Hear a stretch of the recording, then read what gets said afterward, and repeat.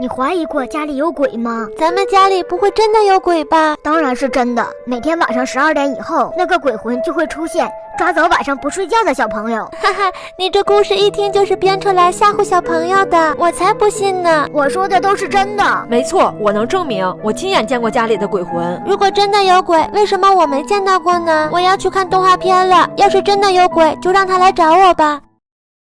哎，这都没吓到小园子。我们绝对不能放任他每天熬夜看动画片了，实在太影响休息了。既然他不相信的话，咱们就亲眼让他看看鬼魂，让他以后再也不敢熬夜。对呀，虽然没有真的鬼魂，但是我们可以扮成假的呀。